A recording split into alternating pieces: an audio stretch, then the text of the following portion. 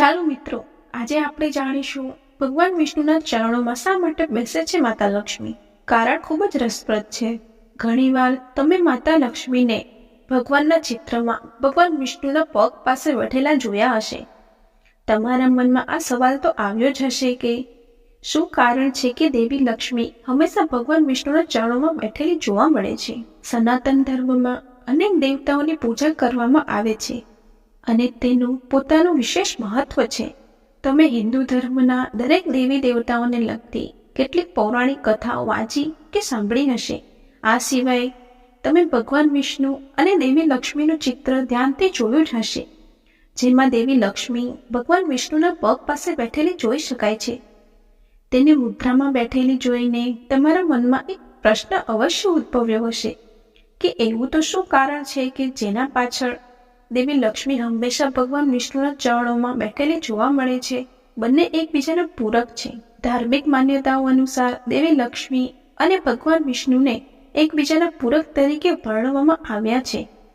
એવું કહેવાય છે કે જેને ભગવાન વિષ્ણુ અને માતા લક્ષ્મીની કૃપા એકસાથે મળે છે તે વ્યક્તિનું ભાગ્ય ચમકે છે.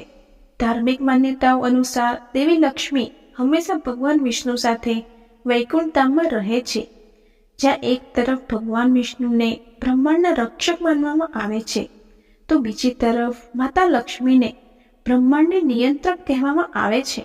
એક સમયે દેવઋષિ નારદ લક્ષ્મી અને ભગવાન વિષ્ણુને દર્શન કરવા પહોંચ્યા. તે સમયે ભગવાન વિષ્ણુ નિંદ્રામાં હતા, જેના કારણે દેવઋષિ નારદે તેમને રાહ જોવાનું યોગ્ય માન્યું. આ દરમિયાન જ્યારે તેમણે માતા લક્ષ્મીને ભગવાન વિષ્ણુના ચરણોમાં બેઠેલા જોયા તો નારદ મુનિના મનમાં પ્રશ્ન થયો કે માતા લક્ષ્મી ભગવાન વિષ્ણુના ચરણોમાં કેમ બેસે છે. આ છે તેનું મુખ્ય કારણ.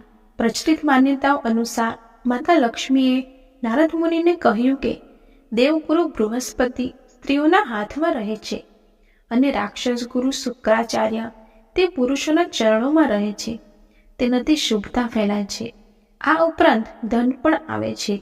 આ જ કારણ છે કે દેવી લક્ષ્મી ન માત્ર ભગવાન વિષ્ણુના પગ પાસે બેસે છે, પરંતુ પોતાના હાથ વડે તેમના પગ પણ દબાવી દે છે. જય શ્રી કૃષ્ણ. આવી જ આધ્યાત્મિક, પૌરાણિક અને ધાર્મિક વાર્તાઓ સાંભળવા માટે અમારી ચેનલને લાઈક, શેર અને સબસ્ક્રાઈબ કરો. Thank you.